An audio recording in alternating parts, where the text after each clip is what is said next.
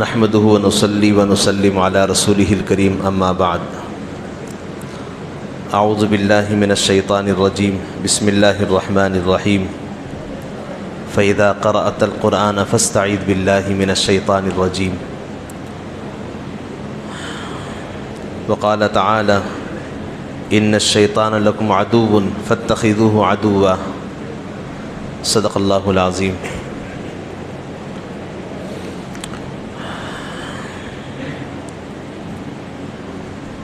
بزرگوں اور عزیز بھائیوں، بات چل رہی تھی اعوذ باللہ من الشیطان الرجیم کے فائدے اور اس کی حکمتیں کیا ہیں، اور قرآن کریم میں اس کی کتنی تاکید کی گئی اور حدیث رسول میں اس کا کتنا اہتمام کیا گیا، اور جگہ جگہ پر اللہ اور اس کے رسول کی طرف سے تاکیدی حکم کیا گیا ہے کہ شیطان کی حفاظت سے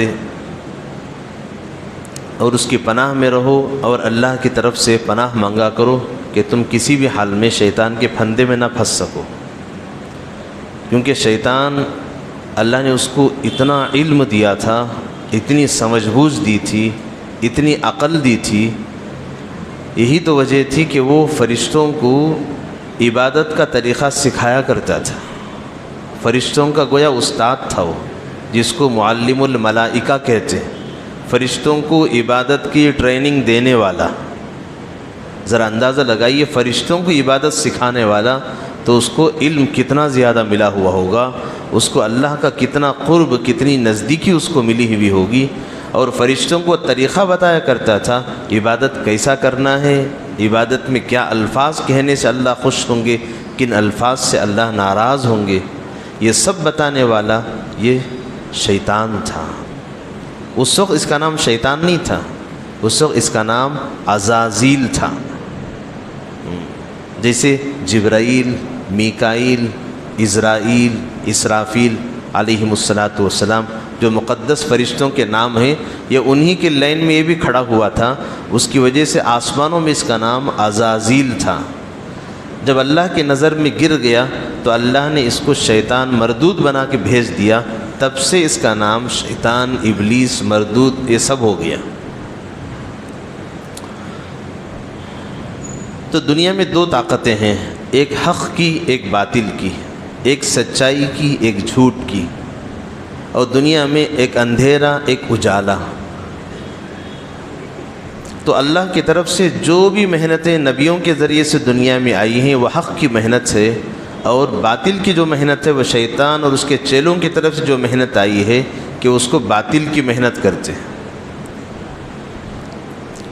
یہ دو محنتیں شروع دن سے دنیا میں چل رہی ہیں، تو اللہ اپنے بندوں کو اپنی طرف متوجہ کراتے ہیں کہ شیطان اللہ کے ان بندوں کو اللہ کی بندگی سے ہٹا کر اپنی عبادت میں لگاتا ہے۔ تو جو بندہ اللہ کی حفاظت میں آ گیا وہ کبھی اس طرف جا نہیں سکتا، جو اللہ کی حفاظت میں نہیں آ سکا وہ کسی نہ کسی بہانے سے پھسل جاتا ہے، کہ جس کے دل و دماغ سے، جس کے زبان سے، جس کے ہاتھ و پیر سے، جس کے جسم کے ایک ایک حصے سے اللہ کی نافرمانیاں ہونے لگتی ہیں، کہ جس کی وجہ سے وہ بھی جہنمی بنتا ہے، اوروں کو بھی وہ جہنم میں لے جانے کا ذریعہ بنتا ہے۔ شیطان یہ چاہتا ہے کہ جب میں جہنم میں جانا میرا طے ہے، کیوں نہ میں اکیلا کیوں جاؤں، میرے ساتھ ایک بڑی جماعت میرے ساتھ چلیے۔ اللہ چاہتے ہیں کہ میں نے تمہارے لیے جنت بنائی ہے کہ تم جنت میں ہمیشہ رہو اور جنت میں لوگوں کو لے کے جاؤ، تو اس کے لیے اللہ نے ہمیں دین دیا، قرآن دیا، اسلام دیا، پیغمبر دیے۔ تو شیطانی محنت شروع دن سے چلی آ رہی ہے، کب تک چلے گی؟ قیامت تک چلے گی، اور اس لیے چلے گی کہ شیطان کو کبھی موت نہیں آتی، اور شیطان کو کبھی کوئی بیماری بھی نہیں آئے گی، وہ بالکل صحت مند، طاقتور، اور وہ ہر اعتبار سے پوری قوت کے ساتھ ایمان والوں کو ایمان سے ہٹانے کی کوششوں میں لگا ہوا ہے۔ تو شیطان چاروں طرف سے ہمیں گھیرا ہوا ہے، چاہے مسجد میں رہیں، چاہے باہر رہیں، چاہے گھر میں رہیں، تنہائی میں رہیں، مجمع میں رہیں، کہ کسی نہ کسی بہانے سے شیطان یہ چاہتا ہے یہ اچھا کام نہ کرے، اچھا کام اگر اس سے ہو بھی گیا فوراً کوئی گناہ کا ایسا کام کراتا ہے یا اچھائی کی جو نیکیاں اس کو ملی ہیں وہ ساری نیکیاں اس کی برباد ہو جاتی ہیں۔ تو اس کی کوشش یہی ہے۔ اسی لیے فضائل حج میں حضرت شیخ زکریا رحمۃ اللہ علیہ نے لکھا ہے اس حدیث کو نقل کر کے کہ میدان عرفات میں حاجی جب حج کا وہ موقع ادا کرتے ہیں کہ جس میں 1 منٹ کے لیے صحیح وہ عرفات کے میدان میں اس کو گزرنا ہے، وہ حاجی کے حج کا وہ فرض موقع ہوتا ہے کہ اس موقع پر شیطان اپنے سر پہ مٹی ڈالتا ہے۔ کسی نے دیکھا تو کہا ارے بھائی کیوں مٹی ڈال رہا ہے؟ کہ میں نے ان کو کتنی محنت کر کے کتنی کوششوں سے بہکایا تھا، لیکن پھر بھی یہ اللہ کے دربار میں آ گئے، اور آج اللہ کا فیصلہ ان کے تعلق سے یہ ہے، آج اللہ نے ان کے سارے گناہ معاف کر دیے، اب تو میری ساری محنت بیکار چلی گئی، اس لیے اب مٹی نہ ڈالوں تو کیا کروں؟ تو شیطان زندگی کے آخری مرحلے تک ہمارے پیچھے پڑا ہوا ہے، جب تک ہمارے جسم سے روح نہ نکل جائے تب تک شیطان کی محنت یہ ہوتی ہے کہ ہماری زبان سے کفر کا لفظ نکلے، حق کا اور اللہ کی تعریف کا کلمہ ہماری زبان سے نہ نکلے۔ تو اس کی پوری کوششیں لگی ہوئی ہیں، اور یہ سب اس نے اللہ سے مانگا ہے، یا اللہ ایسی ایسی طاقتیں مجھے دے دے کہ ان ساری طاقتوں کو میں لگا کر تیرے بندوں کو میں بہکا سکوں۔ تو اس کے لیے اللہ سے اس نے بہت ساری چیزیں مانگی، اللہ نے ساری چیزیں اس کو دے دی۔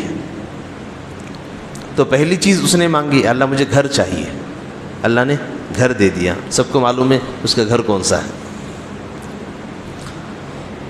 یا رب انزلتنی الی الارض وجعلتنی رجیما فاجعل لی بیتا قال الحمام۔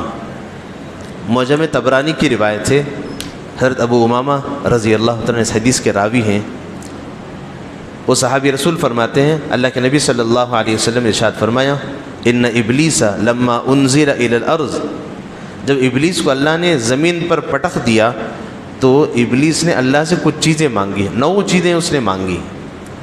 اس میں سے پہلی چیز یا ربی، اے میرے اللہ، انزلتنی الی الارض وجعلتنی رجیما، آپ نے مجھے زمین پر بھیج دیا ہے اور مجھے مردود بھی بنا دیا ہے، دھتکار بھی دیا ہے، اب میں تمہارے دربار میں میری کوئی حیثیت نہیں ہے، لیکن جب آپ نے مجھے بھیج دیا تو مجھے ٹھکانہ تو چاہیے، کہیں رہنے کی جگہ تو چاہیے، فاجعل لی بیتا، تو اللہ نے فرمایا الحمام، جتنے دنیا کے بیت الخلاء ہیں، لیٹرین ہیں، وہ سب کے سب تیرے ہیں۔ اور اس کے بعد شیطان نے دیکھا کہ اللہ دینے پہ آ گئے ہیں، جب اللہ دینے پہ آتے ہیں تو خوب دیتے ہیں، تو شیطان کو بھی معلوم ہے، ہمیں معلوم نہیں ہے، جب اللہ دینے پہ آتے ہیں تو اب مانگنے کے لیے تیار نہیں۔ شیطان نے دیکھا کہ اللہ اس وقت اچھے موڈ میں ہے، میں نے جو مانگا مجھے گھر سب کے سب دے دیا، قیامت تک کے لیے اللہ نے رجسٹر کر کے دے دیا گھر مجھے، اب اس کو کوئی کینسل نہیں کر سکتا۔ اس نے سوچا کہ اور کچھ چیزیں مانگ لو۔ دوسری چیز اس نے مانگی فاجعل لی مجلسا، یا اللہ میری کوئی بیٹھک بھی طے کر دے جس جگہ میں ہمیشہ بیٹھا کروں، میرے بیٹھنے کی ایک جگہ۔ قال الاسواق و مجامع الطرق، اللہ نے فرمایا ٹھیک ہے، تیرے رہنے کی جگہ تو گھر وہاں ہے، تیری بیٹھک جہاں ہوگی، تیرے بیٹھنے کی جو جگہ ہوگی وہ بازار ہے اور لوگوں کی گزرگاہ ہے، جہاں سے لوگ گزرتے ہیں، گلیوں میں، بازاروں میں، چوراہوں پہ، سینٹروں سے جہاں سے گزرتے ہیں، کہ یہ سب جگہ شیطانوں کی رہنے کی جگہ ہے، کہ سارے شیاطین وہاں آگے بیٹھتے ہیں، جیسے یہاں چبوترے پہ بیٹھتے ہیں۔ لوگ اپنی گفتگو کرنے کے لیے، بات چیت کے لیے کوئی وقت گزر نہیں رہا ہے، جیسے چبوترے پہ گھر کے باہر آ کے بیٹھتے ہیں، جیسے رچا بنڈا بھی ہے اسی میں، لوگ آتے ہیں وہیں چبوترے پہ آ کے بیٹھتے ہیں، اور ادھر ادھر کی ایران کی، توران کی، پتہ نہیں سیکنڈوں میں وہاں پارلیمنٹ بھی آ جاتا ہے، اسمبلی بھی آ جاتی ہے، سارے کیس، سارے مسائل حل ہوتے ہیں، وہی بیڑی پھونک کے واپس پہنچ جاتے ہیں، کوئی مسئلہ حل نہیں ہوا، پتہ نہیں کتنے مدعے وہاں اٹھے ہیں اور کتنے مدعوں پہ مسائل حل ہوئے ہیں، اور حل ہونے کے بعد اس کا کوئی نتیجہ نہیں، سب واپس گھر کو آ گئے۔ شیطان بھی اس نے کہا کہ یا اللہ مجھے میری ایک بیٹھک چاہیے، مجھے بیٹھنے کی جگہ۔ اللہ نے کہا کہ جتنے بازار ہیں وہ سارے بازار تیرے بیٹھنے کی جگہ ہے۔ اسی لیے حدیث شریف میں ہے خیر الاماکن مساجد اللہ شر الاماکن الاسواق، دنیا میں سب سے اچھی جگہ اللہ کا گھر ہے اور سب سے بدترین جگہ وہ بازار ہے۔ اسی لیے حدیث میں بھی تاکید ہے، حضرات علماء نے اس حدیث کی تشریح میں یوں فرمایا کہ اگر کسی ضرورت کے لیے، تجارت کے لیے، بیپار کے لیے، کوئی ضرورت کے لیے آدمی کو جانا ہو تو بازار میں یوں جائے واپس آ جائے۔ بے ضرورت بازار میں وقت گزارنا تاکہ یہ اچھی چیز نہیں ہے۔ کوئی تاجر آدمی ہے، اس کا اپنی تجارت کا مسئلہ ہے، کوئی ایک آدمی ہے اس کا کوئی تجارت سے مسئلہ نہیں ہے، بس ایسی وقت گزارنے کے لیے بازار کو جا رہا ہے، فرمائے کہ اس کو وہاں رہنے کی وہ جگہ نہیں ہے، اس لیے کہ وہ شیطان کے رہنے کی جگہ ہے۔ وہ شیاطین اس جگہ پر پتہ نہیں لوگوں کے دماغوں پہ قابض ہوتے ہیں، کس کو پتہ نہیں کس کو کیسے دھوکہ دینا ہے، کس کے پیسے کیسے ہڑپ کرنی ہے، اور کس سے کیسی بات چیت کرنی ہے، کیسے جھوٹ بولنا ہے، یہ ساری چیزیں سارے بازار پہ شیاطین کا قبضہ ہوتا ہے۔ فرمائے کہ ایسی جگہ بیکار کیوں رہتے ہو؟ ضرورت پوری ہو گئی، اب وہاں کھڑے نہ ہو، واپس گھر چلے آؤ، تمہارے لیے بہتر جگہ ہے۔ اس کے بعد تیسری چیز شیطان نے پوچھا اجعل لی طعاما، یا اللہ دنیا میں رہنا ہے مجھے قیامت تک کے لیے، کبھی بھوک بھی تو لگے گی، کھانا بھی تو چاہیے مجھے۔ شیطان کو بھی بھوک لگتی ہے، اس کو بھی کھانے کی ضرورت ہے۔ شیطان نے بھی اللہ سے پوچھا اجعل لی طعاما، یا اللہ مجھے کھانا دیں گے تو کیا دیں گے آپ؟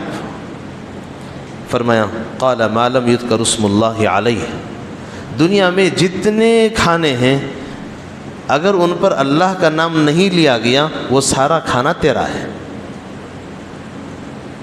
بڑی توجہ کی بات ہے، جتنے کھانے ہیں ساری خون پسینے کی گاڑی کمائی کی محنت کا کھانا دسترخوان پہ ہے، اگر ہم نے بسم اللہ نہیں پڑھا وہ شیطان کا ہو گیا۔ تو دنیا کے سارے کھانوں کو اللہ نے طے کر دیا ہے، یہ سب شیاطین کے کھانے ہیں اگر بسم اللہ نہ پڑھا گیا۔ اور حدیث شریف میں بڑی تاکید بھی ہے۔ ایک دفعہ اللہ کے نبی صلی اللہ علیہ وسلم بیٹھے ہوئے تھے، ایک صحابی رسول کھا رہے ہیں، تو حضور نے ان کو کہا کہ بھائی بسم اللہ پڑھ لو۔ کہا کہ اگر درمیان میں بسم اللہ پڑھنا ہو تو بسم اللہ اولہ و آخرہ، یہ دعا پڑھتے ہیں، بسم اللہ بھول گئے تو بیچ میں پڑھ لینے کی۔ جیسی وہ صحابی نے یہ دعا پڑھی تو حضور صلی اللہ علیہ وسلم ہنسنے لگے۔ وہ صحابی نے پوچھا یا رسول اللہ کیوں مسکرا رہے ہیں؟ حضور نے فرمایا میں دیکھ رہا تھا جب سے تم نے کھانا شروع کیا تمہارے ساتھ شیطان بھی کھا رہا تھا، جیسی تم نے بسم اللہ اولہ و آخرہ پڑھا تو شیطان سارا الٹی کر کے بھاگ گیا وہاں سے، تو جتنا کھایا تھا سب الٹی کر دیا، کیونکہ اب اس کے پیٹ میں جانے کی وہ لائق نہیں ہے، پیٹ میں مروڑ شروع ہو گیا اس کا شیطان کے۔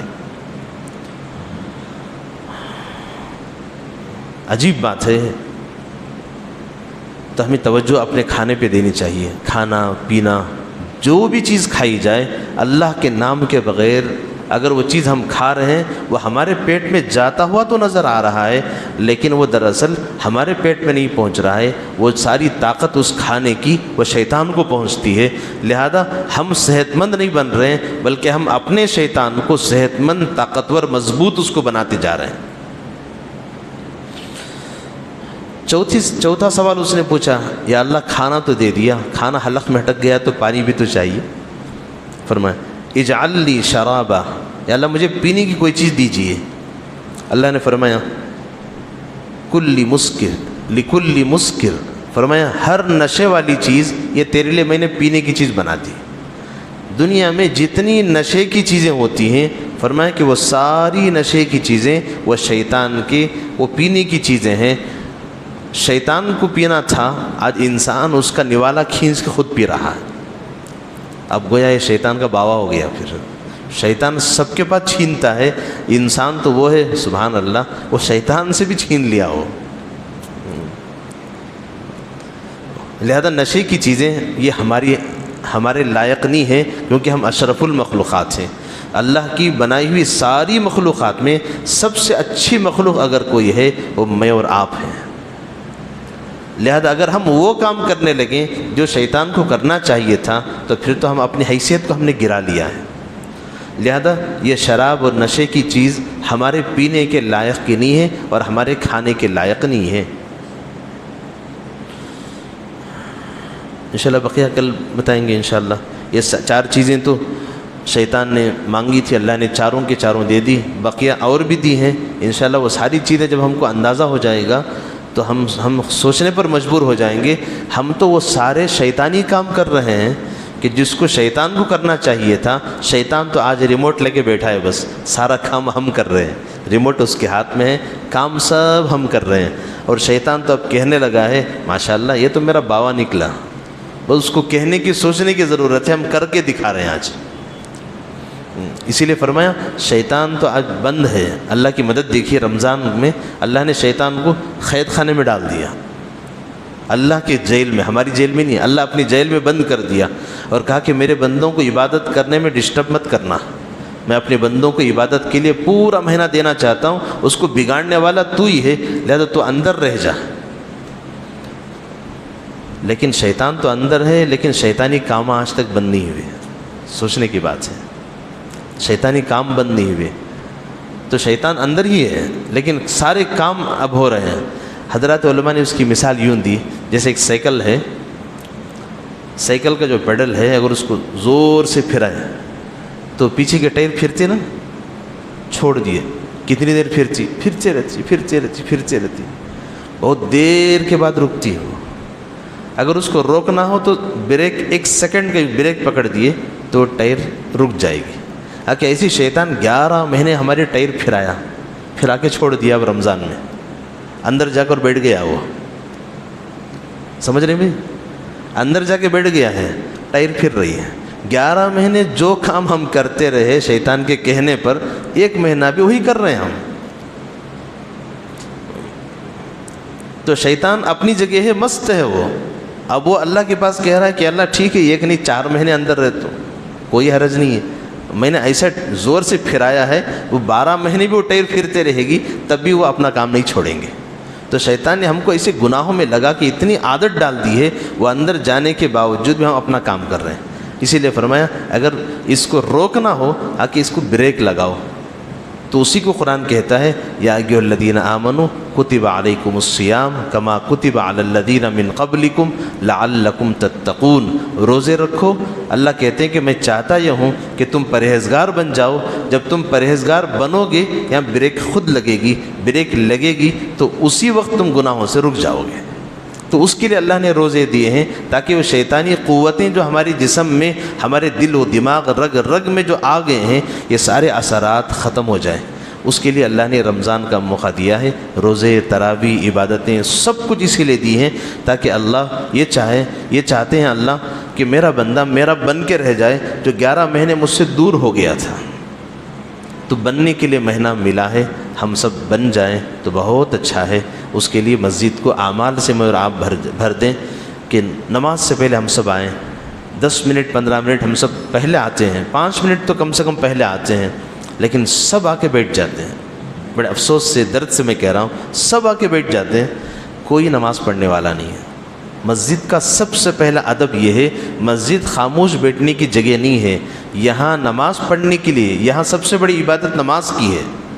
यह आए 2 रकात सलातुल हाजत, 2 रकात सलातुल तौबा, 2 रकात सलातुल शुक्र, 2 रकात तहियतुल मस्जिद, 2 रकात तहियतुल वज़ू, वज़ू के शुक्रिया में 2 रकात, नमाज के शुक्रिया में 2 रकात, मस्जिद को आने के शुक्रिया में 2 रकात, गुनाह हो गए उनके तौबा की 2 रकात। सब अगर नमाज़ों में लगते तो मस्जिद का माहौल कितना खुशनुमा नज़र आता था।